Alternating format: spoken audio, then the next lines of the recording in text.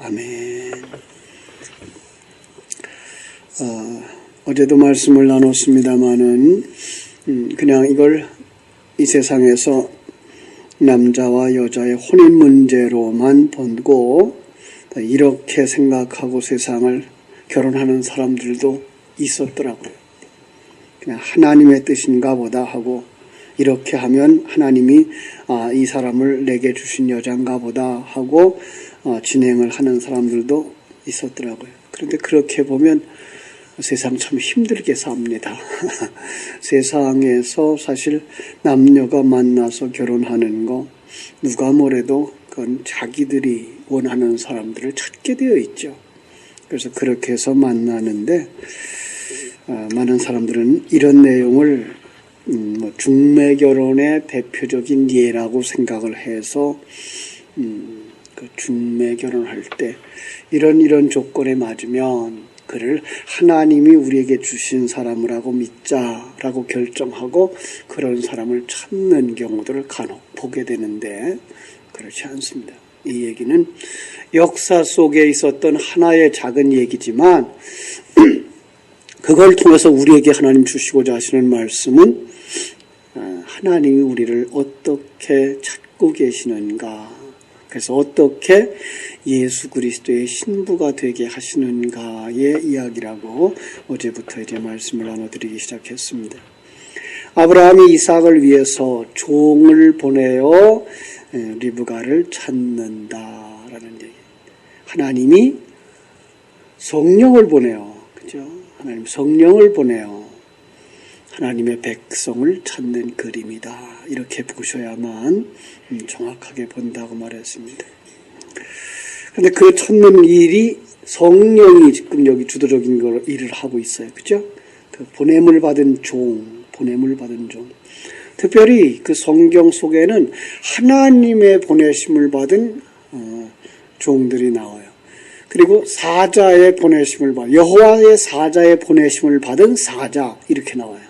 이런 그림들이 다 성령의 역사들입니다. 성령이 하시는 일들을 대표적으로 보여주고 있는 그림들입니다. 그래서 여호와의 사자의 보내심을 받은 사자, 이런 말 나오고 있고, 어떤 때는 이제 하나님의 보내심을 받은 자, 아버지의 보냄을 받은 자, 이런 말로 해서 바로 성령을 이 땅에서 어떻게 일하고 있는가 보여주는 그림들인 것을 우리가 볼 수가 있는데, 에베소서는 그 그림을 아예 편하게 얘기를 해요.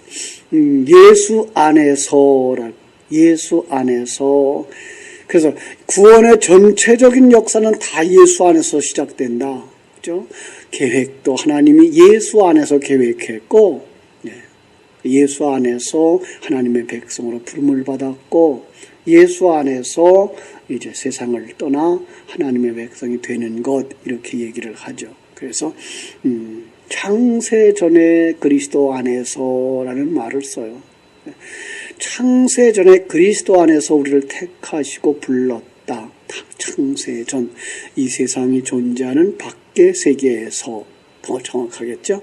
이 세상이 존재하기 전에 밖의 세상. 결국은 지금 세상이 존재한다고 하더라도 그 밖의 영적인 세상은 창세전이라고 하는 이러한 안목을 우리에게 살려주죠. 자, 오늘은 그 구체적인 것을 몇 가지 살펴보려고 합니다. 유대인들의 결혼 풍습과 같이 지금 하나님은 우리들과 일찌감치 언약을 맺었죠.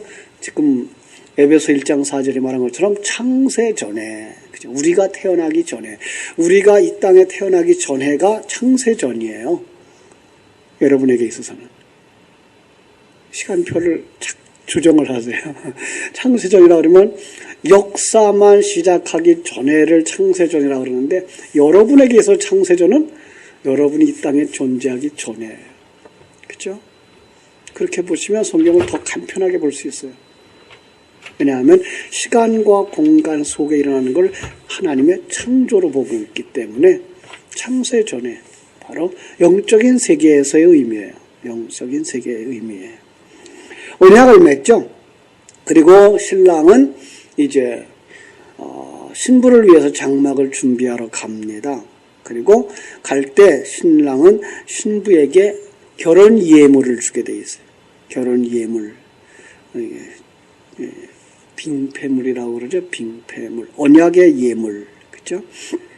그리고 신부는 언약의 예물을 가지고서야 이제 신랑과 약조된 걸 알고, 사실은 그때부터 유태인들의 습관에 의하면 그때부터 부부관계예요. 부부예요. 법적인 부부예요. 실제적으로 한 몸은 안 되었는데 언약을 맺으면 이미 부부예요. 우리나라를 말한다면 약혼을 하고 나면 이미 부부와 같은 거다라는 얘기를 하는 거예요. 왜 그럴까요? 바로 하나님의 우리들과 약속한 그때부터, 창세 전부터 우리는 부부였다라는 얘기를 하는 거죠. 그죠? 그러면 그 빙패물을 가지고서는 신랑을 기다립니다. 그러면 이제 다 되면, 그게 신랑이 장박 준비가 다 되면 신부를 데리러 오는데, 그때에 신랑이 신부에게 요구하는 게 내가 보낸 빙패물 내놔봐, 이거예요. 그러니까 어떤 면에서 이 젊은 사람들은 오래전에 언약을 맺고 몰라요. 상대방이 누군지. 뭐 보고 알아요? 빙패물을 보고서 이 사람이 내 신부구나를 아는 거죠. 그리고 신부가 빙패물을 내놓으면 그걸 보고서 이제 거기서 이제 합방을 하게 되는 거죠. 그리고 합방을 하고 나면 사실은 거기서 이제 아들을 낳을 때까지, 자녀를 낳을 때까지 살아요. 그리고 자녀들이 거기서 낳으면 그 다음에 이제 본가로 돌아가는 거죠. 그게 바로 어떤 면에서는 처가살이죠. 처가살이에요. 처가살이 하면서 거기서 아들을 낳을 때까지, 자식을 낳을 때까지 거기서 살다가 자식을 낳아서 그 첫 아기를 낳고 나면 이제 본가로 돌아가는 얘기인데, 그 얘기는 뭐라 그랬어요? 큰 그림으로 보면 이제 우리가 빙패물을 받은 자들이 하나님의 언약을 받은 자들이에요. 언약을 받은 걸 뭘로 알아요? 오늘 성경에 보면은, 오늘 창세기 20장에 보면은 물을 내어놓아 나로 마시게 하라 라고 할 때 그 물이에요. 그럼 그 물은 뭐예요? 진리예요. 언약의 물이에요. 그리고 이걸 성령이라고도 말해요. 성경 전체에 혼내 그림으로 바꿔놓으면 그래요. 그래서 그 내놓아야 돼요. 그런데 누가복음 15장의 그 두 번째 비유에서는 그 10드라크마 중에 하나를 잃어버리면 찾도록 찾지 아니하겠느냐라는 얘기를 하는데, 그 한 드라크마가 빙패물이에요. 그거 잊어버리면 신랑 만나요, 못 만나요? 못 만나죠. 그러니까 그건 죽기 살기를 찾는 거죠. 큰일 났으니까. 그거 없으면 큰일 나는 거예요. 또 똑같은 얘기. 자, 마태복음 25장에 지혜로운 처녀와 미련한 처녀의 얘기가 나올 때 그들에게 그 신랑이 뭘 요구했겠어요? 기름이죠, 기름. 예. 5 처녀도 똑같이 등잔은 준비했어요. 그런데 똑같이 준비했는데 뭐가 없어요? 기름이 없어요. 그래서 기름을 없어가지고 또 기름을 구하러 갔다가 구하지 못해가지고 와서 문이 닫혔어요. 밖에 두드리죠. 그때 뭐라 그래요? 난 네가 누군지 몰라. 어떻게 몰라요? 신랑이 올 때만 기다리고 있었는데. 예. 근본부터, 본래부터 나는 너와 관계없는 사람이야, 이 뜻이에요. 왜? 빙패물을 안 가지고 있잖아요. 그래서 그 빙패물을 가지고 있으면 바로 그들이 이제 결혼에 들어가는 거죠. 그런데 창세기 24장에 보면은 여자가 어디서 기다리죠? 그 여자를 어디서 찾죠? 우물가에서 찾아요.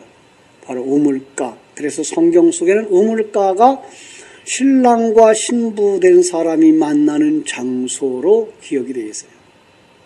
여기 지금 아브라함의 종도 그의 신부될, 그 주인의 아들의 신부될 사람을 우물가에서 만나고, 야곱도 우물가에서 라헬을 만나고, 모세가 그 아내 십보라를 우물가에서 만나고, 신약으로 내려오면 요한복음 4장에서 예수가 사마리아 여인을 우물가에서 만나죠. 예. 그래서 예수님도 그 사마리아 여인에게 뭘 달라 그래요? 물 내놔. 물 좀 주시오. 그죠? 똑같은 그림들이에요.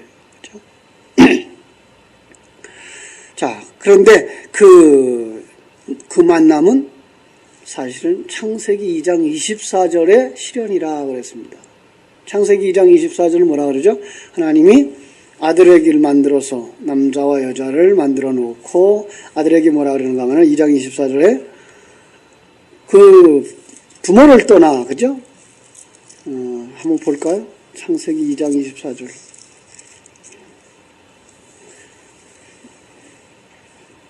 이러므로 남자가 부모를 떠나 그의 아내와 합하여 둘이 한 몸을 이룰지로다. 이 얘기예요. 여기서 남자가 누구예요? 예수 그리스도예요. 그죠? 그리고 그와 우리는 본래가 한 몸이었는데 하나님의 목적을 가지고 남자를 잠재우고 그를 갈라서 그 갈비를 취해서 여자를 만들어 놓고 남자와 여자로 분리시켜 놔요. 그러나 남자에게 뭐라고 요구해요? 부모를 떠나 아버지 집을 떠나죠. 아버지 집을 떠나 어디로 가요? 이 세상으로 와서 그 아내와 합하여 둘이 한 몸을 이루어라. 그래요. 합일이죠. 합하여서 하나. 그 일을 예수님이 하러 내려오는 거죠. 예. 그게 이제 구체적인 그림이 요한복음 4장에서 예수님이 자기의 신부감 되는 사마리아 여인을 찾아서 아주 힘들게 와서 우물가에 털썩 앉을 만큼 피곤하고 지치고 힘들고 영적 싸움을 하고 있는 모습을 우리에게 보여주고 있는 거죠. 그죠? 그런데 사마리아 여인은 어떻게 살았어요? 자기의 만족을 채우기 위하여서 그죠? 세상 것으로 만족을 얻어보려고 하는 그 모습, 그걸 갖다가 다섯 남편이라는 말을 썼어요. 그걸 이렇게 해석해도 돼요. 모세 오경의 남편, 율법적 남편. 그러니까 그걸 지켜서 내가 될 거야 라고 했던 유태인들의 모습을 그냥 거기다 반영하고 있는 거예요. 이 세상의 모든 사람들이 다 그런 거예요. 그러면서 요한복음 4장에 보면 지금 너와 함께 있는 남자도 내 남편이 아니다 라고 얘기를 하죠. 그 얘기는 조금 어려운 표현입니다만은 지금 너하고 얘기하고 있는 예수도, 이건 그리스도 예수를 얘기하는 게 아니고 형체로 나타난 예수도 내 남편이 아니야. 그럼 몇 번째가 진짜예요? 7번째. 그래서 부활하신 그리스도와 만나야 내가 참 신랑과 하나 되는 거야 라는 그림을 그려줘요. 그 그림을 이제 로마서에 가면 첫 번째 남자와 두 번째 남자로 표현해서 하나가 죽어야 돼요. 죽어야 그 법으로부터 해방돼요. 그런데 여자가 죽으면 끝이잖아요. 그래서 어떻게 돼요? 여자와 남자가 하나 되고 첫 남자가 죽어요. 그리고 다른 남자에게 가도 음부가 되지 아니하고라는 그림으로 그려서 누구를 연합되는 걸 그리는가 하면 예수 그리스도와 그리스도와 연합되는 그런 그림을 그려주고 있는 거예요. 조금 이제 복잡한 그림입니다만은 성경은 그렇게 해서 하나의 얘기를 하고 있다는 얘기를 제가 지금 하고 있는 겁니다. 그렇습니다. 그래서 만날 때마다 이제 물 내놔, 물 달라. 그리고 마태복음 25장에서는 그걸 갖다가 이제 기름으로, 등잔에 기름으로. 그래서 종들이 찾아오는데 사도행전 2장에서는 누가 찾아오죠? 성령이 찾아오시는 그림으로 그리고 있어요. 같은 그림이에요. 사실 삼위일체 하나님은 하나씩 떨어져서 일하지 않아요. 언제나 삼위일체는 분리되지 않아요. 언제 한순간 분리됐었는가 하면 예수님의 십자가에서 분리의 형태가 한번 나타나 모든 게 캄캄함으로 돌아갔다는 모습을 보여줬을 뿐이지 삼위일체 하나님은 근본 떨어질 수가 없는 떨어지면 존재하지 아니하기로. 예. 그렇게 되면 연맹되어진 분들이 삼위일체예요. 그런 면에서 하나님은 자기 백성 삼은 창세전에 택하고 불러 자기의 아내 삼은 신부와도 영적으로는 한순간도 떨어지지 않는다는 사실. 예. 하나님은 여러분을 언제나 지키시고 계세요. 언제나 어디서나. 그리고 하나님은 여러분을 창조하셨고 그리고 여러분들을 섭리하고 계세요. 언제 어디서나 여러분을 섭리하고 계시고 목적을 향하여서 여러분을 이끌어 가셔요. 여러분 이거 잊지 마세요. 많은 사람들이 이 부분에서 약해요. 어제도 참 딱하신 분들의 모임에 한번 갔어요. 작년, 금년에 중국 선교하시던 분들 중에 추방되신 분들의 모임에 갔어요. 보통 많은 게 아니에요. 벌써 거의 한 100가정 정도 돼요. 작년, 금년 아주 내년까지 아마 200가정 이상, 2000가정을 내쫓겠다라고 하는 선언을 했다 그러는데 그분들을 어떻게 우리 한국교회가 돌봐드려야 되며 그 인력을 어떻게 재배치해야 될 것인가 하는 모임에 이제 가서 추방되는 이야기들, 그리고 추방돼서 일을 찾고 있는 이들의 딱한 얘기를 쭉 들었는데 안타까운 것은 그걸 그냥 누구에게 원인을 밀어버리고 있는 것들이에요. 중국에 대해서 불만을 가지고 있고 심지어는 그렇게 해서 본국에 나오면 선교 후원했던 교회들이 선교 후원을 안 해주고 끊어지고 개인들도 끊어지고 하는 그런 부분에 대한 아픔들을 얘기하고 있어요. 조금 넓게 봐서 하나님 지금 주무시고 계십니까? 하고 외치고 싶었어요. 마지막에 이제 제가 그런 얘기를 조금 하다가 말았는데 여러분 하나님이 함께 하지 않았나요? 선교지에 있을 때만 하나님이 함께 하시는 건가요? 아니에요. 하나님은 언제나 어디서나 함께 하셔요. 그분들의 안타까운 모습은 일하고자 하는 열망들, 일할 때가 자기가 하나님이 함께하고 있다는 사실을 그냥 느낄 수 있는 그런 정도의 상황들이었어요. 우리 거기서 벗어나야 돼요. 그 일은 언제든지 어떤 일이든지 맡겨주시면 최선의 삶을 살아야 되고 최고의 노력을 다해서 살아야 되지만 그러나 그럼에도 불구하고 하나님이 어디로 옮겨주시는지 어떤 형편을 이끌어 가시든지 거기서 하나님의 사람으로서의 삶을 살아야 된다는 얘기를 하고 싶었죠. 그 장소가 참 묘한 교회였어요. 그게 한 7년 전에 벌써 우리보다 먼저 북경에서 성삼교회라 그래가지고 이제 우리 한 해 후배인데 성삼교회라 그래가지고 한인들이 한 1000명 정도 목회를 했던 친구예요. 그분은 본래 광명에서 목회를 하다가 중국 선교에 다니면서 마음에 불이 붙어가지고 아예 그냥 그 교회를 후임자에게 줘버렸어요. 그리고서 나 우리 중국 선교 간다. 같이 갈 사람 가자. 그래가지고 7가정인가를 데리고 갔어요. 교인들을. 중국으로 다.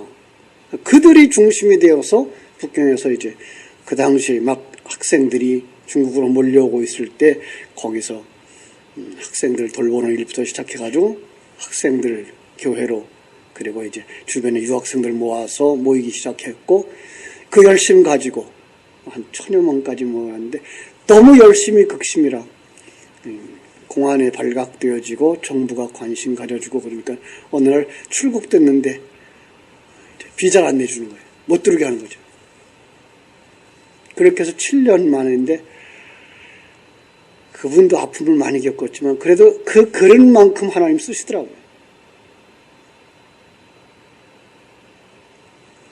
하나님이 여기 와서 개척하게 하셨고 개척한 지 1년도 안 돼서 10층 건물 350평 7억 들여서 분양받게 하셨고 돈 한 푼 없이 은행 지점장 통해서 그래서 얼마나 열심히 보석은 전도했는지 작년까지 한 6년 동안 한 300명 됐는데 작년에 또 이웃교회가 건축하다가 어려움을 당해서 그 건물을 맡아서 사용하시라고.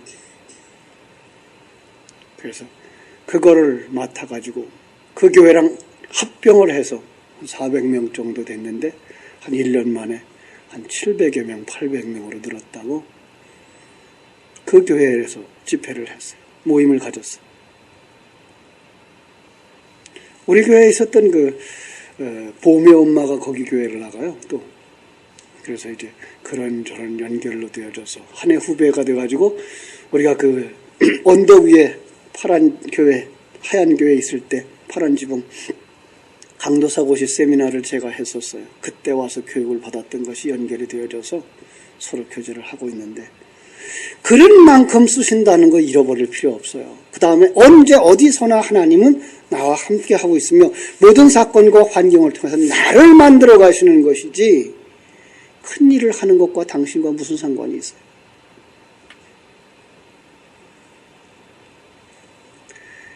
마지막에 한 부부가 나와서 찬양을 했어요. 찬고성이 아니고 이제 거의 한국에서 당신과 만남은 우연이 아니야 하는 노래 있죠. 그걸 개사했어요. 연세가 한 60 중반쯤 되신 어른인데 마음이 그렇게 열렸더라고요. 그래서 주님과 만남은 우연이 아니야 라는 노래를 개사해가지고 부부가 나와서 불러서 우리가 다 손뼉을 쳤는데 바로 그런 부분이죠. 예. 하나님과의 만남이 우연이 아니었고 하나님과 우리가 하나 되어져 있다면 언제 어디서나 우리는 주님과 동행하는 사람, 그 삶을 살아야죠. 물론 고달프죠. 물론 힘들죠. 그러나 그럼에도 불구하고 하나님과 함께 동행하고 있다는 이 사실, 그 진리와는 잃어버려서는 안 되죠. 놓쳐서는 안 돼, 그 진리를. 여러분 마찬가지입니다. 상황이 좋아질 때도 있고요. 나빠질 때도 있어요. 그러나 우리 분명히 아는 건 하나님의 진리가 우리 속에 들어와 계시는 한 하나님의 사랑에서 그 누구도 끊을 수 없다는 것, 하나님이 전혀 실수하지 않는다는 사실, 당신을 만들어가고 있다는 것, 그렇습니다. 많은 이들 가운데는 이제 중국어를 조금 하니까 보통 15년, 20년, 8년 이렇게들 되신 분들이 추방을 당하셨는데 중국어가 조금 되니까 세계 속에 흩어져 있는 화교교회를 목회하는 대로 길을 열자 그러는데 제가 그런 얘기를 했어요. 선교사들 너무 편합니다. 몇 가지 일에 그것만 열중했고 열악한 환경 속에 가 있다는 것 빼고는 할 게 없습니다. 여러분들이 한국교회 들어오면 목회가 될 줄 압니까? 화교교회 가면 목회가 될 줄 압니까? 준비했습니까? 훈련됐습니까? 목회를 하다가 나가셨던 분들은 쉽게 그것을 이해할 수 있겠지만 젊은 나이에 신학교 나오고 그리고 부목사로 있다가 선교사로 나가서 실제로 해보지 않았다면 다시 한번 고려해 보시라고. 그리고 먼저 확인해 보라고. 우리 한국 사람이 화교교회에 가서 선교사로 목회해가지고 그 목회가 제대로 되고 있는 케이스가 몇 사람이나 되나. 극히 힘든, 아주 엄청나게 힘든 그런 길들인 것을 먼저 확인하라고 그랬습니다. 세상은 그렇게 호락호락하지 않습니다. 왜 하나님이 그 훈련되어지고 이 지경까지 걸어왔던 그 길에서 당신들을 옮기겠는가? 그걸 중국 사람들과 국가에 대해서가 원망이 아니라 하나님이 움직이고 있는 이 사실을 볼 수 있어야 되지 않겠는가라는 얘기로 결론을 맺었습니다. 여러분, 하나님께서 우리 속에 들어올 때에 여러분 그렇게 가난하십니까? 우리 하나님이? 여러분을 돕고 계신 그 하나님 그렇게 가난하십니까? 아니요. 여기 보면 그죠? 24장 10절에도 보지만 우리가 그 아버지가 종을 보낼 때 어떻게 보냈어요? 주인의 낙타 중 10匹를 끌고 떠났는데 곧 그가 그의 주인의 모든 좋은 것을 가지고 예, 모든 좋은 것을 가지고 오셨어요. 여러분, 성령께서 우리 속에 들어올 때에 모든 좋은 것 다 가지고 오셨다고요. 하늘에 신령한 것들을 다 가지고 오셨다고요. 지난 주일 오후 예배 설교로 말한다면 하나님의 엄청나고 놀라운 능력을 가지고 우리 속에 들어오셨다고요. 마태복음 28장에서도 그렇게 말씀하잖아요. 하늘과 땅의 모든 권세를 내게 주셨다. 그런데 내가 너희와 영원히 함께하리라. 그 속에는 모든 것이 다 포함되어 있습니다. 하나님의 백성으로 만들어가는 과정 속에서의 하나님의 능력, 그 크신 능력이 무엇인지 알기를 원하노라고 바울은 에베소서에서 간곡하게 기도하고 있는 것입니다. 주세요가 아니라 이미 가지고 오셨다는 겁니다. 그럼 그걸 받아들이는 리브가는 그것의 주인입니다. 그것은 리브가를 위해 준비되어진 겁니다.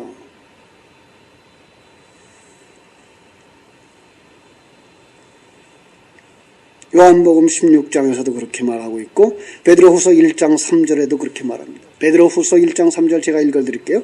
그의 신기한 능력으로 생명과 경건에 속한 모든 것을 우리에게 주셨으니 이는 자기의 영광과 덕으로서 우리를 부르신 자를 알므로 말미암음이라. 하나님을 아는 것으로부터 그기가 당신의 것임이 누려지게 된다. 모든 것을 우리에게 주셨다.